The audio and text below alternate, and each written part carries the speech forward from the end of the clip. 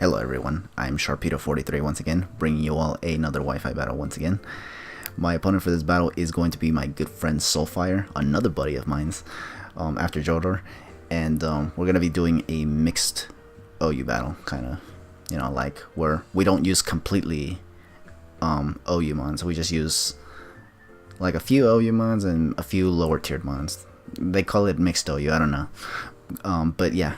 He DM'd me and he wanted to battle me, and I asked him what tier he wanted to do. He said mixed tier. He also said if I wanted to do OU I could, but I just decided mixed OU was better. I mean, the fact that he came to me and asked me for a battle though, that kind of scared me, not gonna lie, because something tells me that Soltfire is out for blood right now. And when people are out for blood against me, it scares me a lot. So yeah, I was afraid, and because he challenged me to a mixed tier battle, I was kind of thinking, okay, so maybe he's gonna do what he did the last time I battled him and actually try to bring a lower tiered kind of team. And I was like, you know what, I'll do the same thing too, because I don't like to be the guy that has the advantage over someone else, because that just makes me feel, I don't know. But yeah, so we got this battle, pretty good battle. This team that I made, just like he did, I just made it on the fly, because he challenged me instantly. Like I went to Vanderforge's stream and I just like, you know what, let's watch what what Vander is doing. He saw me there and then he just DM'd me and said, hey, you want to battle? And I was like, oh, what do you want to battle? And he said this, and I was like, oh, okay. Like I didn't say anything to him until I actually made the team, and then I was like, okay, yeah, we'll do it. And then we got this battle, which is pretty good battle, by the way. Pretty good. But yeah, this is Soltfire. Not gonna lie, as time goes on, Soltfire starts to kind of scare me, not gonna lie, because let me tell you, he's getting quite the experience because of the fact that he has a lot of contacts that are helping him get better at battling by just battling him. Contacts that I'm not associated with, which is crazy and scary. But anyways, I digress. We'll talk about that at the end of the battle. But yeah, he's gonna lead off with Hydreigon. I lead off with Tapu Lele just to get the Psychic Terrain up, in case he tries to lead with Tapu Koko or something. And here he's gonna U-turn. Thankfully he did not have Flash Cannon on this Hydreigon. And I'm just gonna go for Psyshock. I predicted him to switch out or U-turn, which is why I went for Psyshock. Because had he stayed in there and gone for Flash Cannon, this would have put me in a huge predicament. But yeah, he goes into Scizor. Doesn't do a lot despite this Tapu Lele being choice specs. So I was like, you know what, let's get out of here. I go into Scizor. I go into freaking Magnezone. He's gonna Mega Evolve Scizor into Mega Scizor and go straight for the U-turn. And then I think here's when he decides to go into Landorus-T, if I remember correctly. Yeah, I think he does go to Landorus-T. He does go into Teslaurus-T. Rest in pieces, Mr. Tesla Mouse. Shout out to Tesla Mouse, by the way, because that guy, he was the one who showed me the arts of battling, honestly. But anyways, yeah, here I'm gonna obviously switch out. He went for Earthquake. I thought he would U-turn here, honestly, because, But, I have made risky plays against him where I stay in on matchups that are not ideal. So he probably thought I was going to try to do that again, and yeah, that's probably why he went for Earthquake. But now he goes for U-turn, so that reveals that this Landorus-T is not Scarf, which kind of gives my Diancie a little bit of relief. However, after this U-turn, I go for my Stealth Rocks. But he's going to go into Volcanion, which is a Pokemon I literally have no switch-ins. So unfortunately, I had to just let Swampert die. He goes for Steam Eruption, which I have no switch-ins for once again, so yeah. I lose Swampert here, and I think here is where I decide to go into Diancie. Here, what I was hoping for was that he switches out, because I don't think he's going to want to stay in on a Diamond Storm. However, he actually, crazily enough, does stay in, but at the same time, looking at his team, he also doesn't really have a switch in for Diamond Storm either. Although I did think that he would have sent in Hydreigon to take one, and because it's Scarf, he'd try to go for Flash Cannon or something. But nope, he just stays in. Now here, this is where the biggest bullshit happens here. He actually survives the freaking... Diamond Storm, and then he freaking misses the Steam Eruption. I'm like, wow. He survived only to miss that damn move. That's like the biggest bullshit ever in this entire damn match. Or any match that I've ever had in my entire dang life. It's crazy. Because had that Steam Eruption hit, he could have probably had an advantage over me right now, honestly. But because it missed, I still have Diancie here. I am able to preserve Diancie. and switch into Rotom and easily anticipate an Earthquake. Except not really, because he actually knew I was going to want to switch out, and he went for U-turn. That was actually really smart of him for him to go U-turn here. But damn, that Steam Eruption, like, holy cranberries. I freaking, like, borderline fainted when this happened, because damn, that was huge. That miss was really, really huge. It's a 95 accuracy move, and that actually missed. I was not even asking for that miss, honestly. Honestly, I didn't really care, because I don't like to play like that against Soltfire. Solfire's a cool guy. But yeah, anyways, here he goes into this Targaryen, which is the Hydreigon. I think I went into Rotom, and I just went for Toxic. Here, I went for Pain Split because I wanted to see if Dark Pulse will do more damage to me.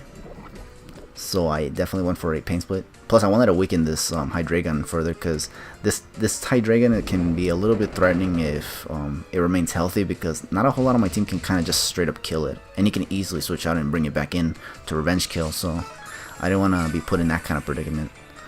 So here I went for Pain Split, but unfortunately here he is weakening my Rotom, which is actually something I need for the freaking Raichu and Tapu Koko combination, because my Rotom can actually wall both of those things. Here he gets another Dark Pulse off and flinches me, which sucks because now my Rotom is much more weakened than usual. Now here I wanted to Volt Switch. In fact, that flinch right there was where I was going to Volt Switch, but because I flinched, now I have to Hard Switch into Diancie and take unnecessary damage, which really, really blows. However, I do have the Hydreigon Toxic. So, looking at that damage, I was like, you know what? Instead of attacking and taking more Dark Pulse damage, let's just Protect here. Yeah, because for some reason I still have Protect on this Diancie. I don't really know why. I thought I got rid of it, but nope, I still had it on this Diancie, which is like, wow. That actually helped me. Because remember that when I made this team, I just made it on the fly. I didn't even look at the sets, honestly. I just wanted to make it. So here, he's going to go into Cocoa Puffs, which is Tapu Koko. And this thing is another thing I have no switch-ins for. Especially now that I lost Swampert due to the Steam Eruption from Volcanion. Here, he's going to go for Thunderbolt, obviously, because it outspeeds my Diancie. And I have no switch-ins. I don't have any immunity. Actually, I do have Rotom, but not to switch it in. Here I go into Magnezone, hoping for goodness sake he doesn't have Hidden Power Ground on this Tapu Koko, and seeing how he goes for U-turn tells me that he does not have it. So what I'm going to do here is go... You'd think I'd go for Flash Cannon, anticipating that Landorus-T to come back in, but not really actually, because this Magnezone here, it's actually not a Scarf Magnezone like it usually is, or even a Assault-Vest for that matter, but it's actually a Corkscrew Crashing Magnezone from Flash Cannon. I anticipated him to switch into the Landorus-T because it can take a Flash Cannon and then just proceed to Earthquake or even U-turn me. Like, I figured he'd get an advantage if he switches in Landorus-T, so I figured, yeah, let's just go for the Flash Cannon. If he switches into Raichu, then that would have been, rip me, honestly. Because then I won't have a Z move for this Landorus-T, which was kind of annoying my team a little bit. But yeah, now he's going to go into Surf and Sand, which is the Raichu, and now this thing. Under Psychic Terrain is scary because its speed's doubled, he can have Nasty Plot and then just proceed to set up in my face. However, he's also going to retaliate with his Z move, and this is also a signature Z move, and I'm not sure if this Z move also falls under copyright grounds, but YouTube will tell me if it does or not, and if it does, I'll just simply have to repost it and whatnot. But yeah, he goes for the Stoke Surf Surfer. I don't know what the hell that's called, but it's something Stoke. I don't know. But it's a Z move. It's a signature Z move from Raichu, and I just got blown away from it. I thought I could live it with Magnezone because of the resistance, but seemingly I cannot, so yeah. So now what I'm going to do is send in Tapu Lele, get rid of this Electric Terrain, because this Electric Terrain is definitely going to let this Raichu freaking do what it wants. Now here, I kind of double switch because I was thinking I could take a Thunderbolt from from Raichu. And he does go for Thunderbolt, and looking at that damage, I was like, yeah, I can easily go for this. And what I wanted to do here was go for the Pain Split just to weaken his Raichu. But you're going to see here that this was just like the dumbest play that I've ever made in this entire damn match, because he actually goes for Psyshock. Why? Because Raichu, Alolan Raichu specifically, is part Psychic. I completely forgot that this thing was also part Psychic and can carry Psychic moves. I am a dumbass, I tells you. But whatever. Here I go into Braviary. Now I have to reveal to him that it's Scarfed, honestly, and I was hoping this return would be enough to KO it, and I was like, yes, thank goodness. Now here, I was kind of hoping that he'd go into Tapu Koko, and he does. takes rocks damage, and now here I just have to hope that I can take it out with a return, because if I can't, that's the whole game, in all honesty. So here, I actually had to switch into... Actually, no, I did not switch out. He switched out and went back into Calcutta, which is this Mega Scizor. Takes rocks damage. I was hoping that after the rocks, I'd be able to 2-hit KO, but looking at that damage, it didn't really look like it was. So I decided to switch into Tapu Lele, hoping he doesn't go for U-turn here. I was actually more hoping that he goes for the Bullet Punch or even the Roost, because honestly, what I wanted to do here was put him in a tight situation where he'd have to switch out. And as you can see here, he does go for the Roost.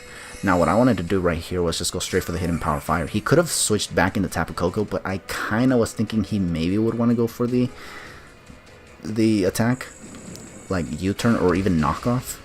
And as you can see, he stayed in, and I was able to take out this Scizor, which with a crit though. According to Soltfire, that Mega Scizor was Spadef invested, so I was thinking, but my Tapu Lele's choice specs and max special attack and X4 weak on Mega Scizor, I don't know if that special defense investment would have mattered in all honesty. But yeah, here he's gonna send his last Pokemon, Tapu Koko, take out my Tapu Lele, unfortunately, and this allows my Braviary to just come in and hopefully take out this dang Tapu Koko after 3 shots of Stealth Rocks with a return. And as you can see here, it is in fact enough to take it out. So damn, that was one hell of a close battle. And honestly, I honestly don't know. I think that miss on Steam Eruption may have been game breaking, honestly. But I mean, it kind of happens. Trust me, I've been through those moments where a lot of bullshit happens. Although missing, I don't think I've missed moves necessarily very often, but he did here, and this was kind of a pain. Like, I want to say good game. Well, it was a good game actually, because we did play well, and the match kind of ended up pretty good in the end. But you know, when hacks like that happens, it's like, wow. As for the Diamond Storm, I wonder if that Diamond Storm was also like maybe a low roll. If not though, then yeah, I mean, it was like hacks for hacks or something. Or no, it was not hacks for hacks. If it was a roll, then yeah, it would have been hacks for hacks right there. But if it wasn't, then damn, that's crazy. But either way, good game to Soltfire. I mean, we're definitely going to be battling again, I'm pretty sure. Because this guy, he's actually a guy who's very determined to battle a lot. I'm actually surprised. But I guess it makes sense considering he actually, like I said before, he has those contacts that make him better. Because he has a lot of people that he's associated with that team build, make good teams, battle a lot, battle competitively, battle in draft leagues. He battles people like them all the time. I don't. I just battle whoever the hell I want. So, and they don't even necessarily have to be. Actually, I just battle a bunch of content creators, if anything. And maybe some people like who I find on Twitch or Discord or something. But I don't go out looking for the competitive people. And neither does Soltfire. The competitive people come to Soltfire. That's some influence right there. That just says a lot about Soltfire. In fact, Soltfire is actually, I always view it, actually nowadays, I view him as the more positive version of myself because, I mean, look at him. He's that one guy that, he's kind of like me nowadays and just battles for fun. The only difference is that, you guys know that he's a YouTuber now.